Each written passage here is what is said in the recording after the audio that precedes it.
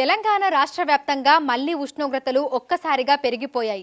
అసలు ఈ సమయంలో ఎండల తీవ్రత ఎందుకు ఇంత విధంగా ఉంటుంది అనేది తెలుసుకుందాము. మనతో పాటు వాతావరణ శాఖ అధికారి ధర్మరాజు గారు ఉన్నారు. మిగతా విషయాలను ఆయన మాటల్లోనే అడిగి తెలుసుకుందాం. నమస్తే సార్. సార్, గత కొన్ని రోజులుగా చూస్తున్నాము ఎండాకాలంలో ఉన్నామా అనే విధంగా కూడా అనిపిస్తోంది. అంటే అంత ఉక్కపోత వాతావరణం ఉంటుంది, ఎందుకు అంటారు? గత 2-3 రోజులుగా చూసుకున్నట్లయితే ఎప్పుడైతే మనకి 27-28 తారీఖుల్లో వచ్చినటువంటి భారీ వర్షాల అనంతరం కూడా ఒక విధంగా రాష్ట్రం అంతటా కూడా పొడిబారిన వాతావరణం అనేది కొనసాగినప్పటికీ కూడా మధ్య మధ్యలో అక్కడక్కడ కూడా తేలికపాటి నుంచి మోస్తారు వర్షాలు కూడా కురిశాయి.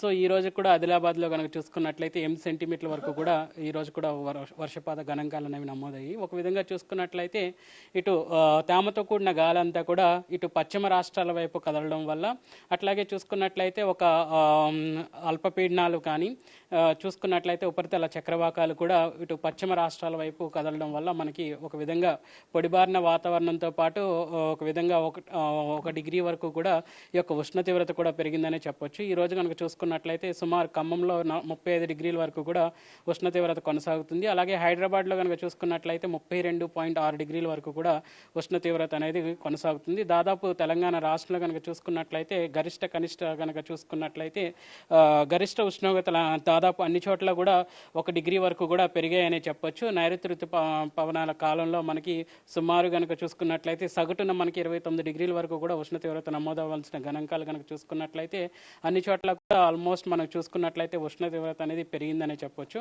గత 4 రోజులుగా కూడా పొడిబారిన వాతావరణం అనేది, అలాగే తేమతో కూడిన గాలి అనేది కూడా చూసుకున్నట్లయితే ఇటు మనకి చూసుకున్నట్లయితే గుజరాత్ వైపుగా ఎక్కడైతే అల్పపీడన ప్రాంతంగా కొనసాగుతుందో అక్కడికి కదలడం వల్ల ఒక విధంగా రాష్ట్రం అంతటా కూడా పొడిబారిన వాతావరణంతో పాటు ఉష్ణ తీవ్రత కూడా క్రమేపీ పెరిగిందనే చెప్పొచ్చు.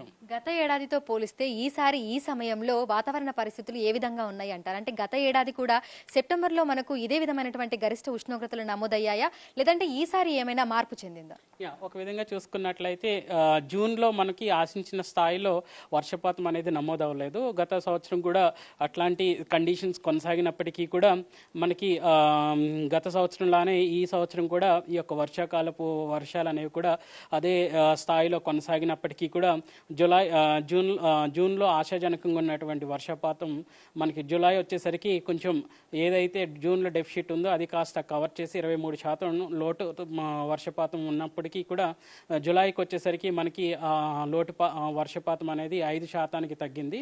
సో 5% లోటుతో మనం ఆగస్టు మొదలు పెట్టినప్పటికీ కూడా ఆగస్టు మొదటి వారంలో కూడా మనకి అంత ఆశించిన స్థాయిలో వర్షాలు కొనసాగినప్పటికీ తర్వాత నుంచి మనకి వర్షాలు కురవడం గత చూసుకున్నట్లయితే 13 నుంచి 18వ తారీఖు వరకు కూడా చాలా చోట్ల విస్తారంగా భారీ వర్షాలు కూడా కురిశాయి. తర్వాత 27-28లో కూడా మనకి భారీ వర్షాలు కురిశాయి. ఒక విధంగా చూసుకున్నట్లయితే ఈ యొక్క వర్షాల వల్ల మనకి ఏదైతే లోటు వర్షపాతం అనేది కనిపించిందో అన్ని జిల్లాల్లోనూ ఈ యొక్క లోటు అనేది కూడా ఒక విధంగా సప్లస్కి వెళ్ళిన గణాంకాలు కూడా మనం చూసాము. సో కమింగ్ టు ఈ సెప్టెంబర్ వచ్చేసరికి ఒక విధంగా చూసుకున్నట్లయితే మొదటి వారం మనకి అక్కడక్కడ తేలికపాటి వర్షాలు ఉన్నప్పటికీ కూడా గత 3-4 రోజులుగా కూడా చూసుకున్నట్లయితే రాష్ట్రం అంతటా కూడా పొడిబారిన వాతావరణం అనేది కనిపిస్తుంది. గత సంవత్సరంతో పోలిస్తే ఈ సంవత్సరం ఒక విధంగా చూసుకున్నట్లే భిన్నత్వంగా ఉన్నప్పటికీ కూడా గతంతో పోలిస్తే సెప్టెంబర్లో కూడా మనకి ఆగస్ట్ చివరి 2 రోజుల నుంచి సెప్టెంబర్ 3వ తారీఖు వరకు కూడా గతంలో చూసుకున్నట్లయితే మనకి మున్నేరు వాగు పొంగడం, వరదలు కూడా చూసినటువంటి గణాంకాలు మనం చూసాం గత సంవత్సరం. సో ఈ సంవత్సరం కనుక చూసుకున్నట్లయితే ఇటు కరీంనగర్ జిల్లాలో ఉమ్మడి కరీంనగర్ జిల్లా అంతటా కూడా మనకి వరదల తీవ్రత కొనసాగింది. సో ఈ గణాంకాలు ఈ 2 రోజులు కూడా మనకి ఎండ తీవ్రత ఉన్నప్పటికీ కూడా రేపటి నుంచి మళ్ళీ క్రమేపీ మేఘకృతమైనటువంటి వాతావరణంతో పాటు అక్కడక్కడ భారీ వర్ష సూచనలు కూడా కనిపించే అవకాశం కనిపిస్తుంది. వర్షాలు ఎక్కడెక్కడ కురిసే అవకాశం ఉంది అంటారు? ఏ జిల్లాలకు ఎటువంటి అలర్ట్స్ అనేవి ఇచ్చారు? రానున్న 3 రోజులు కూడా చూసుకున్నట్లయితే ముఖ్యంగా ఉత్తర తెలంగాణ జిల్లాల్లో ఆదిలాబాద్, కొమరంభీం, అలాగే చూసుకున్నట్లయితే నిర్మల్, మంచిర్యాల్, నిజామాబాద్ ఈ యొక్క జిల్లాలు సుమారు 5 జిల్లాలకు భారీ వర్ష సూచన అనేది కనిపిస్తుంది. మిగిలిన జిల్లాలకు కూడా చూసుకున్నట్లయితే తేలికపాటి నుంచి మోస్తారు వర్షాలు. ఈవెన్ సిటీ పరంగా కూడా చూసుకున్నట్లయితే మనకి తేలికపాటి వర్షం అనేది కురిసే అవకాశం కనిపిస్తుంది. రేపు కూడా చూసుకున్నట్లయితే అటు ఆదిలాబాద్, నిజామాబాద్, ఇంకా చూసుకున్నట్లయితే ఇటు జయశంకర్, భూపాలపల్లి, ములుగు, మహబూబాబాద్ ఈ యొక్క జిల్లాలు మినహాయించి మిగిలిన జిల్లాలన్నీ కూడా తేలికపాటి నుంచి మోస్తారు వర్షాలు.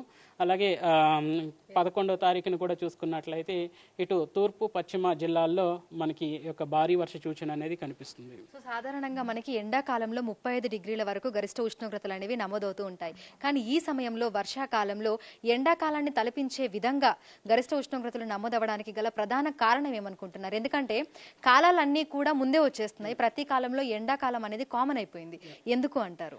ఒక విధంగా చూసుకున్నట్లయితే భూ ఉపరితల వేడిమి వాతావరణం అనేది చూసుకున్నట్లయితే గ్లోబల్ వార్మింగ్ ఎన్విరాన్మెంట్ వల్ల కూడా మనం తరచుగా మాట్లాడుతూ ఉంటాము. మనం ప్రస్తుతం కనుక చూసుకున్నట్లయితే ఎన్విరాన్మెంట్ అంతా కూడా వేడిమి వాతావరణంతో నిండుకుందనే చెప్పొచ్చు.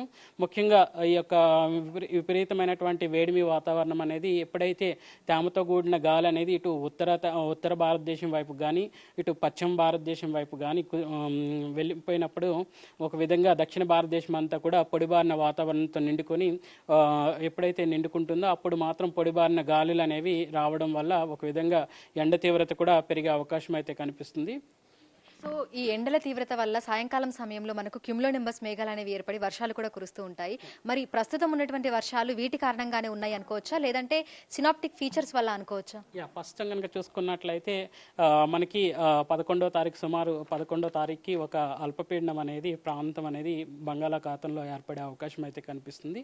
ఎప్పుడైతే అల్పపీడన ప్రాంతం ఏర్పడుతుందో దానికి అనుసంధానంగా ఈ యొక్క నైరుతి ఋతుపవనాల్లో ఉన్నటువంటి వాతావరణ పరిస్థితులు కూడా వాటికి అనుకూలంగా ఉండడం వల్ల రాష్ట్రానికి వర్ష సూచన అనేది కనిపిస్తూ ఉంటుంది.